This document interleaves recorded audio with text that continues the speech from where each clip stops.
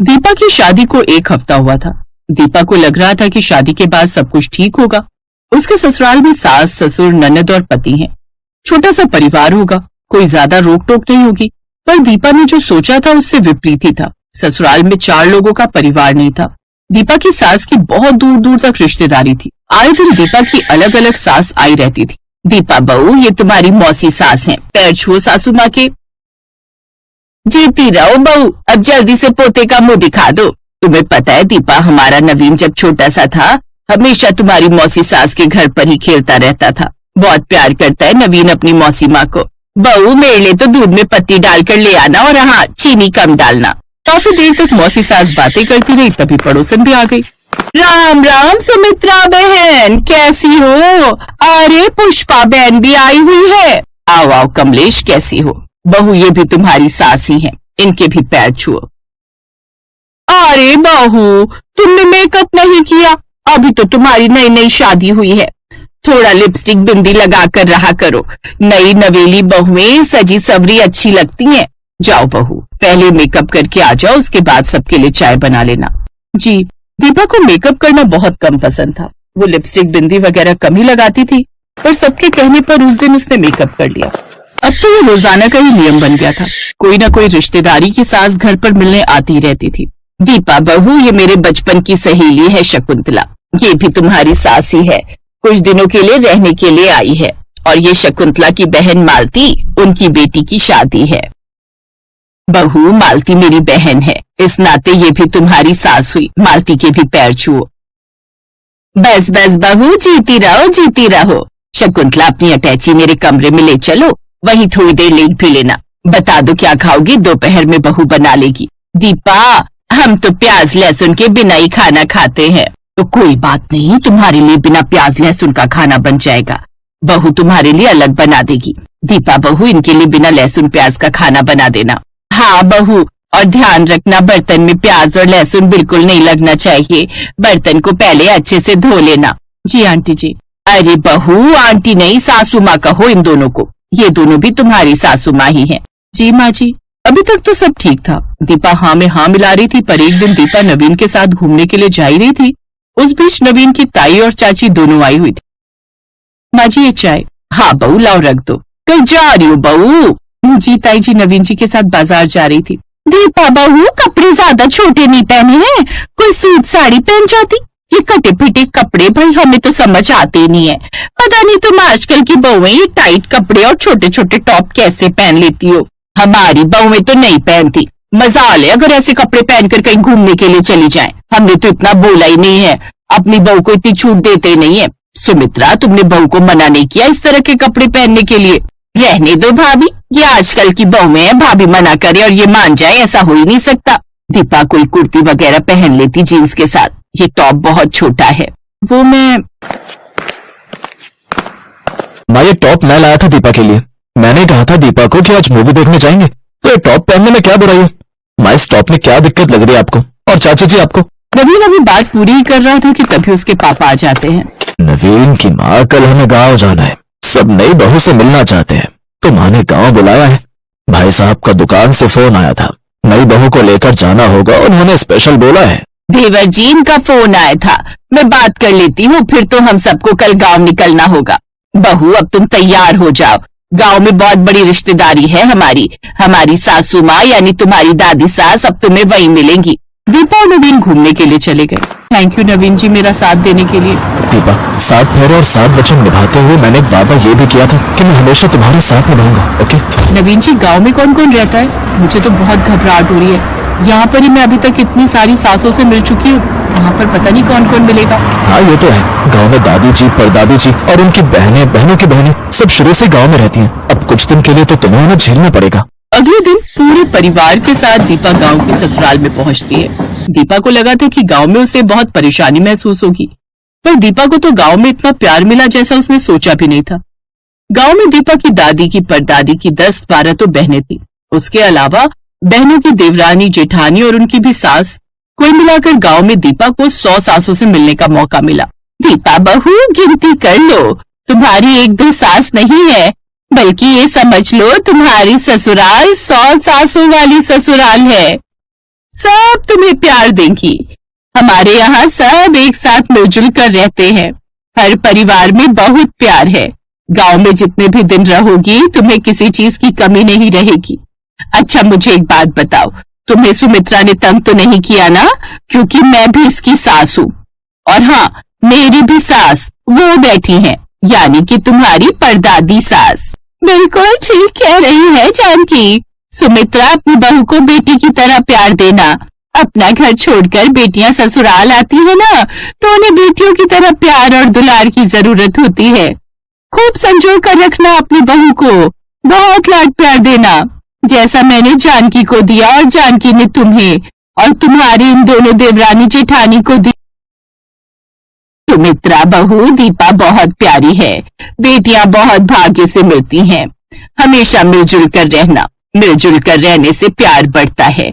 हम तो बस यही आशीष देंगे दीपा बहू कि तुम हमेशा इस घर में खुश रहो। ये हुई ना सुमित्रा अच्छी सासों वाली बात। अपनी सास की बातें सुनकर सुमित्रा की आंखें नम हो गई। उन्होंने दीपा को गले से लगा लिया और कहा, दीपा बहू, अब ये घर तुम्हारा भी उतना ही है जितना मेरा। मैं वादा करती हूँ तुम्हें कभी पराया नहीं महसूस होने दूंगी। दीपा बहू, तुम हमारे खानदान में इकलौती बहू आई हो। मेरी तो 2 बेटियां हैं और तुम्हारी चाची सास की भी एक बेटी है। नवीन परिवार में इकलौता बेटा है। जैसे हम उसे प्यार करते हैं वैसे ही हम सब तुम्हें भी प्यार देंगे। दीपा बहू, तुम्हें जो पहनना है पहनो, तुम्हें कोई नहीं टोकेगा। तुम इस घर की बहू हो और बहुएं बेटियों की तरह रहे तो उसमें क्या हर्ज है। मेरी बेटी सुनैना भी तो ऐसी कपड़े पहनती है, पर मैं उसे कभी नहीं टोकती। तो फिर तुम्हें क्यों टोके? तुम भी तो बेटी की तरह हो। खुश रहो बहू। दीपा की आंखों में खुशी के आंसू छलक आए। उसने पहली बार महसूस किया कि वो इस घर में सिर्फ एक बहू नहीं बल्कि परिवार का अहम हिस्सा है। गांव की औरतें भी मुस्कुरा उठी। उनमें से एक ने कहा, दीपा बहू, मैं भी तुम्हारी सास ही हूँ। बस इतना ही कहूंगी कि जब इतनी सारी सासें हैं तो उतना ही ज्यादा प्यार भी मिलेगा। क्यों सुमित्रा, सही कह रही हूँ ना? बिल्कुल सही कहा सावित्री बहन। सबके चेहरे पर खुशी आ गई क्योंकि उनकी बहू दीपा के चेहरे पर खुशी थी। नवीन भी दीपा को देखकर मुस्कुरा देता है।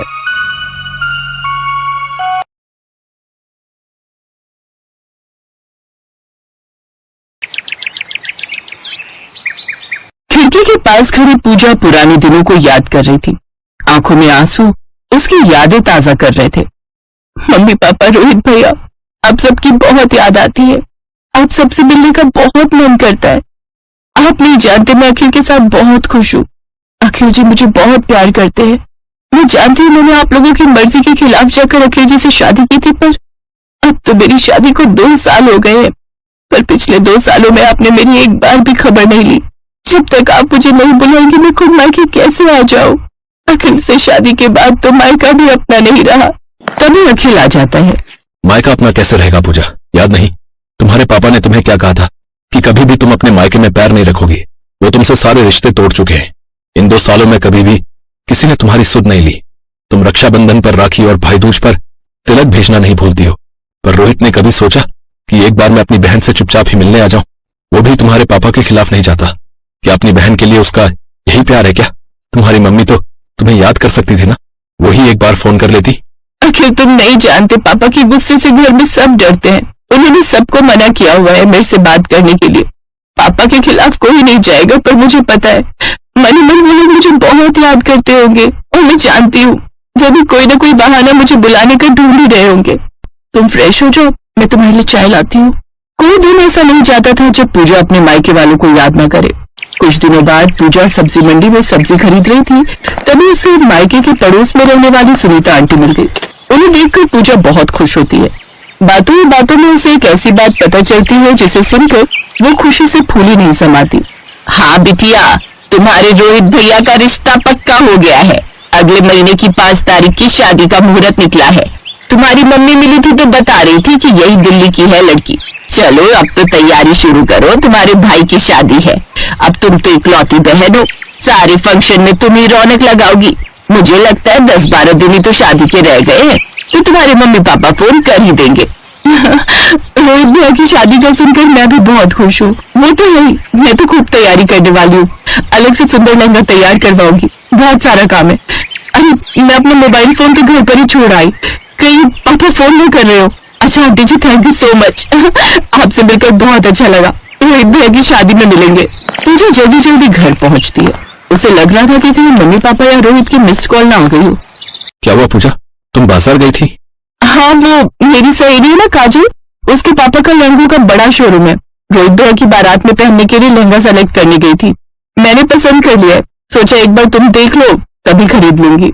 पूजा पहले फोन तो आने दो, अभी तक तुम्हारे घर से किसी का भी फोन नहीं आया है। रोहित की सगाई हो गई, शादी की डेट फाइनल हो गई, शादी को 10 दिन रह गए और अभी तक तुम्हें किसी ने फोन तक नहीं किया है। अब तो शादी के कार्ड भी बंटने शुरू हो गए होंगे, पर खुद की सगी बेटी को शादी के लिए अभी तक एक भी फोन किसी का नहीं आया। ऐसे फालतू में परेशान मत हो, कहीं ऐसा ना हो कि तुम्हें मायके से कोई बुलाए ना और तुम तैयारियां करके बैठ जाओ। अरे नहीं अंकल जी, कैसी बातें कर रहे हो आप? ऐसे मौके पर मम्मी पापा मुझे भूल थोड़ी जाएंगे। आखिर मेरे भाई की शादी है, मेरे बिना शादी थोड़ी होगी। ऐसी बातें करके तुम मेरा दिल छोटा कर रहे हो। मुझे घबराहट हो रही है। मेरे बहुत अरमान है अपने भाई की शादी को लेकर। मैं बहुत तैयारी कर रही हूँ अखिल जी। पर सच तो यही है ना पूजा कि अभी तक फोन नहीं आया है। पूजा भी समझ रही थी कि अब तक तो फोन आ जाना चाहिए था। शादी को दिन ही कितने रह गए थे। पूजा को तो ये तक नहीं पता था कि आखिर रोहित की शादी किस लड़की से होने वाली है। एक रात पूजा और अखिल रेस्टोरेंट में डिनर करके घर लौट रहे थे। रात के अंधेरे में अखिल को पता नहीं चला और उसने अपनी बाइक गलत रास्ते पर ले ली। अरे यार, लगता है मैं गलत रास्ते पर आ गया। मेरे में समझ ही नहीं आया। अब एक काम करता हूँ, बाइक वापस मोड़ता हूँ। ध्यान से अखिल जी, बहुत सुनसान गली है। मुझे तो बहुत डर लग रहा है। यहाँ पर ज्यादा घर भी नहीं है। थोड़ा तो ध्यान रखो, कितना अंधेरा भी हो रहा है। बचाओ बचाओ, कोई है? ये तो किसी लड़की की आवाज है, लगता है कोई मुश्किल में है। हाँ, आवाज तो सामने उस टूटे हुए घर में से आ रही है। वो देखो, वो लड़की को 2 बदमाश पकड़ के ले जा रहे हैं। बचाओ बचाओ। ओए बाइक को पीछे मोड़ ले, यहाँ खड़ा हो गया क्या तमाशा देख रहे हैं? अबे मेरी मदद कीजिए, ये दोनों गुंडे मुझे पकड़ कर ले जा रहे हैं। ये दोनों कॉलेज टाइम से मेरे पीछे पड़े हुए थे। ये लड़का जबरदस्ती मुझसे शादी करना चाहता है। छोड़ मेरा हाथ, छोड़। जब लड़की मना कर रही है तो जबरदस्ती क्यों कर रहे हो? अच्छा, तू बीच में बता दे, वरना यही के यही ढेर कर दूंगा। गंगा मुझे ढेर करेगा तू? जानता नहीं है मैं कौन हूँ? जिम में तेरे जितने वजन के तो मैं डंबल उठाता हूँ। अखिल अच्छे खासे कद काठी का था। दोनों बदमाशों को वो अकेला ही पीट देते हैं और दोनों बदमाश लड़के वहाँ से भाग जाते हैं। थैंक यू सो मच, आज आपने मेरी जान बचा ली। अब सब ठीक है अखिल, हमें इन्हें घर तक छोड़ देना चाहिए। अब हाँ, तुम ठीक कह रही हो। पूजा और अखिल पूनम को उसके घर तक छोड़ देते हैं। रोहित जी, आज पूजा दीदी और अखिल जीजू ने मेरी जान बचाई है। इनके बारे में मुझे कभी किसी ने बताया नहीं, पर आज सब कुछ जानकर मैं बस इतना ही कहूंगी कि पूजा दीदी और अखिल जीजू आज मेरे लिए भगवान बनकर आए हैं। पूजा मेरी बच्ची। पूजा मेरी बच्ची, कितने दिनों बाद तुझे देख रही हूँ। पूजा थैंक यू सो मच। मैं तुम्हें हमेशा याद करता था। पापा को कई बार कहा कि तुम्हें फोन कर लें, तुमसे मिलने। माँ, आप लोग तो मुझे अभी भी शादी में नहीं बुलाने वाले थे ना। आप लोग तो मुझसे सारे रिश्ते नाते तोड़ चुके हो। वो तो आज अनजाने ही पूनम से हमारी मुलाकात हो गई, वरना मैं तो अपने भाई को सेहरा बांधते हुए भी नहीं देख पाती। पूजा की आंखों में आंसू देखकर सब रो पड़ते हैं। सब कुछ ठीक हो जाता है, सारे मनमुटाव खत्म हो जाते हैं। पड़ोसन सुनीता आंटी की बात सच हो गई। अपने भाई की शादी में सबसे ज्यादा आगे आज पूजा ही थी। आज शादी के बाद पहली बार उसे महसूस हुआ कि उसे अपना मायका फिर से मिल गया।